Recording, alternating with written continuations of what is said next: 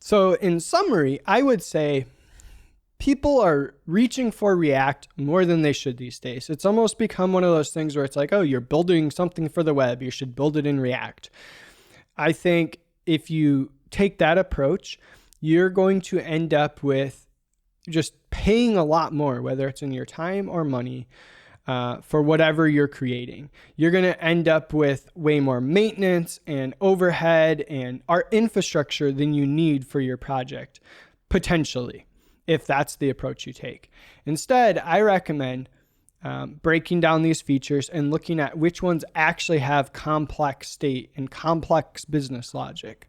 And if those are isolated to specific components, only use React for those specific components and build the rest of your site without React controlling it. Now, if you find yourself in that case where you're building something where the entire thing, the entire product is very complex state and logic, then React makes sense, a lot of sense to use. So when should you use React in 2023? You should use React in 2023 only in cases where you have a lot of client-side state and logic. So it's logic and state that is just best to have on the client side, and there's a lot of it. And interacting with the DOM and trying to do it with regular HTML would just be a spaghetti nightmare. That's when you should, when you should use React in 2023 is when you have all this state and logic. That's it. Don't use it for everything. You're not doing yourself any favors. Unless you're like, hey, you're like me and you're like, hey, I just want to try these things out. I'm doing it for fun. I know I'm paying an extra cost. That's one thing. But if you're like trying to actually choose the best technology, definitely don't reach for React for everything. Just for these complicated state situations.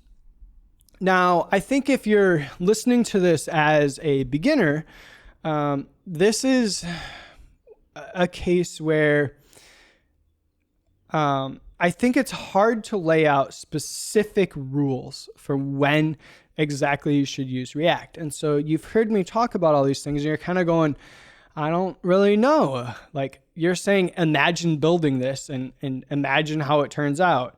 I can't imagine it because I haven't done it. I don't have that experience. And I think the difficult truth is when it comes to when to use React in 2023, it's going to be hard to judge without some level of experience. Hopefully the pointers on, am I doing mostly content or do I have a lot of complex internal state, can point you in the right direction. But ultimately, you're going to need the experience. One way to do it might be to build 2 prototypes really quickly. So let's say you're new to this and you're like, I don't really know. I would suggest trying to just spend a week building each prototype, a week building one that uses traditional web technologies, a week building one that uses React, and just see what happens. I bet if you do that, it'll become a lot more clear which one to use. And this is actually something that even if you do have a lot of experience could pay off. Maybe you're like, nah, I definitely need to use React. But then you spend a week trying to do it with traditional web technologies and you're like, oh, actually, I didn't really need to use React, or I only needed to use React in this one place. So I bet that could still happen. But if you're a beginner and you're not sure and you're actually on a project where you need to make this decision, I would recommend doing a couple quick prototypes. Otherwise, just reaching for React by default, I think will create a lot of problems down the road. Now, when you should use any technology, I think is also more complicated than just which technology is right for the situation from a technical perspective. There's all sorts of social interactions here. Like, you only know React. Well, and you get hired to do something and you have some timeline. I mean, you can try to communicate, well, I only know React, so I'm going to have to build this in React, whether that's the right solution or not. I mean, that's still something you could communicate to whoever your client is, at least so they understand. But maybe you don't have that freedom either. Maybe you're like, I need this work. So yeah, I think when we're looking at answering this question, the way we answer it is purely from a technical perspective. There's many other reasons why you might choose React, like I did for the reactshow.com. I didn't choose to use React because it was the best technology. I chose it because I wanted to learn it. I wanted to learn more about it, more about how React server components work. So I'm talking about from a purely technical standpoint when to use it, but there's a lot of social reasons why you might choose React when it's not the best technology. And it might still be the right choice. So the point I just want to make here is it's important to know what the technical correct choice would be when you're going into something, but that doesn't necessarily mean that's the one you have to use. There's a lot of other reasons to use a lot of other technologies.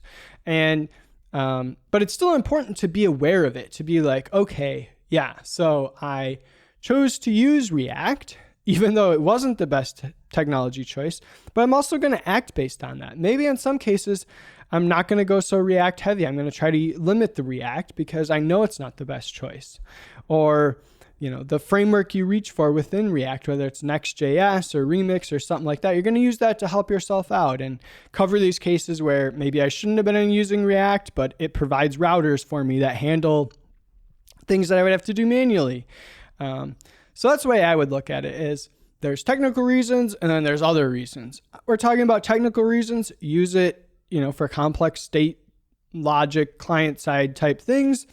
But you might want to use it for other reasons too. And that's cool. I say go for it. So use React in 2023 for technical reasons, like we discussed, but also for other reasons if you want, you know, and let me know if there's other cases. I'd love to hear from you. Do you know, did I miss something? Is there other cases where you should have used React or shouldn't use React? I would be really interested in this. Have you used React on a project where later on you were like, I shouldn't have used React?